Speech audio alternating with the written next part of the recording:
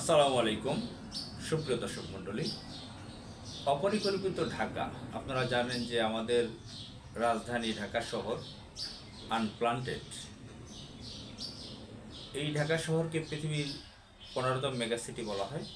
বিশ্বের অন্যতম জনসংখ্যার রাজধানী শহর ঢাকা। এখানে প্রায় 2 কোটির উপরে মানুষ বসবাস করে। এটা অনেক বছর আগের হিসাব, হয়তো এখন 3 কোটিও হতে পারে।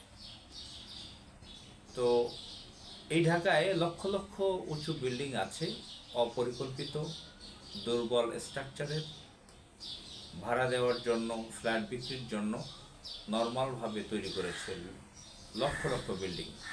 গতকাল একজন প্রফেসর, ঢাকা ইউনিভার্সিটির সাবেক পরিবেশ ও ভূগোল বিভাগের চেয়ারম্যান প্রফেসর ডক্টর আব্দুর রবের একটি সাক্ষাৎকার শুনলাম দৈনিক যুগান্তরে। তিনি রাফভাবে যে আলোচনাটা করলেন, তিনি বলেছেন যে 6 লক্ষের উপরে কোটানকোট বিল্ডিং আছে, দুর্বল বিল্ডিং, যা তাসের ঘরের মতো। 6-এর উপরে রিক্টার স্কেল 6-এর উপরে যদি ভূমিকম্প হয়, পুরো ঢাকার এই 6 লক্ষের উপরে বিল্ডিং ভেঙে যাবে। এই ঢাকা আমরা ছোটবেলা থেকে দেখে আসছি যে এটা অপরিকল্পিত। পুরান ঢাকায় যারা আছে তারা নিজেরা তো চেঞ্জ হচ্ছে না, সরকারকেও বাধা দেয় এবং সরকারের লোকজন টাকা পয়সা খেয়ে চুপ হয়ে যায়। সেখানে কেমিক্যালের গোডাউন, পুরনো ভবন এবং সেফটি ছাড়া, নিরাপদ ছাড়া বিভিন্ন ব্যবসা বাণিজ্য কেন্দ্র, ভবন আছে। সেগুলো মাঝে মাঝে ঠিক করতে যায় সরকারি উদ্যোগে, কিন্তু তারা করতে দেয় না। আবার সরকারও যে খুব ভালোভাবে উদ্যোগ নিতে যায় সেরকম না। এদিকে আমরা যেগুলো দেখছি, আমাদের শৈশব থেকে ঢাকাকে আমরা বড় সিটি হতে দেখলাম, যেগুলো এক্সটেনশন হয়েছে, গুলশান, বাড্ডা, এই এলাকাগুলোতে এক্সটেনশন হয়েছে, বিশাল এলাকা। এখানে লক্ষ লক্ষ মানুষ বসবাস করে। মিরপুরের কিছু এলাকা, মোহাম্মদপুরের কিছু এলাকা বড় হয়েছে, উত্তরার এলাকা বিশাল বড় হয়েছে। এটা আমরা এক্সটেনশন হতে দেখেছি, বাড়তে দেখেছি। উত্তরার সেক্টরগুলো হোসেন মোহাম্মদ এরশাদের সময় শুরু হয়েছে। আমরা 90 দশকে 4-5টা সেক্টর দেখেছি একটু শহর তৈরি হয়েছে। বাকিগুলো এখন যে 18-20টা সেক্টর দেখি, সেগুলো তখন ধান ক্ষেত ছিল এবং এর আশেপাশে শত শত হাজার হাজার বিল্ডিং তৈরি হয়েছে, উঁচু উঁচু বিল্ডিং। আমরা বনানীতে দেখি, যেটার নাম দিয়েছে কামাল আতাতুর্ক রোড, একজন ভয়ানক ডাকাতের নামে, তুরস্কের।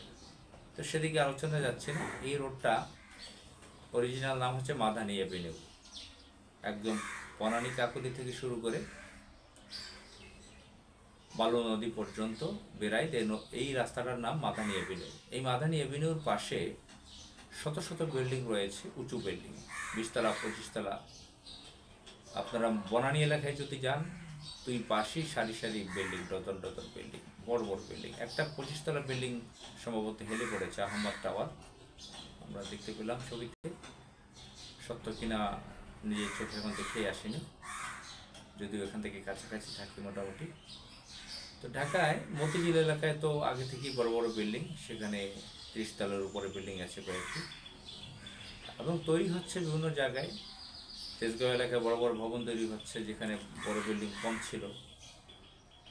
তো মানুষ প্রতিযোগিতা করে বড় বড় ভবন তৈরি করতেছে, এবং যারা হাউজিং ব্যবসা করে, ফ্ল্যাটের ব্যবসা করে, আপনারা দেখে থাকবেন যে তারা কিভাবে সস্তায় রড, সিমেন্ট,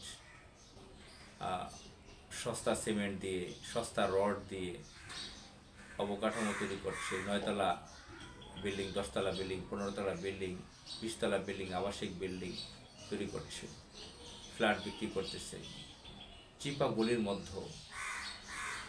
এবং তারা নিরাপত্তা কখনোই বুঝতে চায় না। আমি তাদের সাথে কয়েকবার বসেছি, কয়েকটা ভবন মালিকের সাথে।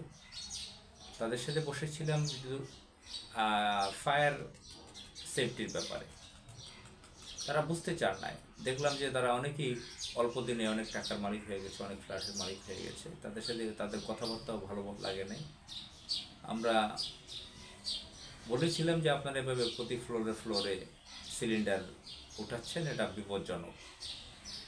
এক একটা সিলিন্ডার যেন এক একটা বোমা। এই সিলিন্ডারগুলো যদি লিফটে উঠানো হয়, প্রতিটা কিচেনে নেওয়া হয়, শত শত কিচেন থাকে এক একটা বিল্ডিংয়ে, বড় বিল্ডিংগুলোতে 100, 200, 250, 54টা তো থাকেই 9 তলা বিল্ডিংগুলোতে। তো এখানে তাদের কয়েকটা ভবন মালিকের সাথে বসেছি মিটিংয়ে, তাদেরকে বোঝানো যায় না। এবং চিপাগলির মতো আমি তো বাড্ডা এলাকায় থাকি, এখানে হাজার হাজার বিল্ডিং রয়েছে। চিপাগলির মধ্যে জায়গা থাকতেও চিপাগলির মধ্যে বিল্ডিং, সাতারপুর, বাড্ডা, বৃহৎ এলাকায়, সলমাই, নতুন বাজার,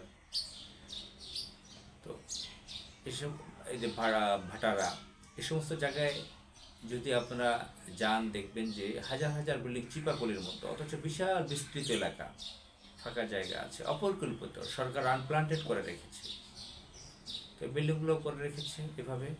যদি কখনো ভূমিধস হয়, ভূমিকম্প হয়, কি পরিস্থিতি হতে পারে। এবং মানুষের যে পাপাচার সেগুলো তো আছে, সেগুলো নিয়ে আমি কথা বলেছি গতকাল,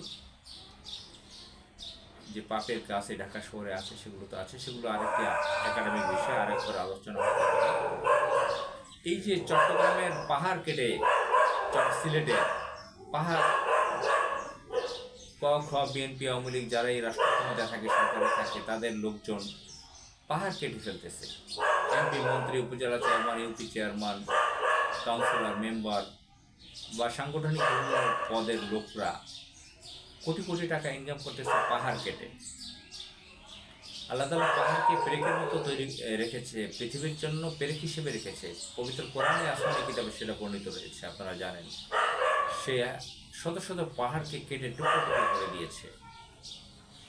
এগুলো নিয়ে আমাদের আলেমরা মসজিদে আলাপ আলোচনাও করেন না, ওয়াজ করেন না, আলোচনাও করেন না। মাদ্রাসার যারা শিক্ষক আছেন তারাও কিছু বলেন না।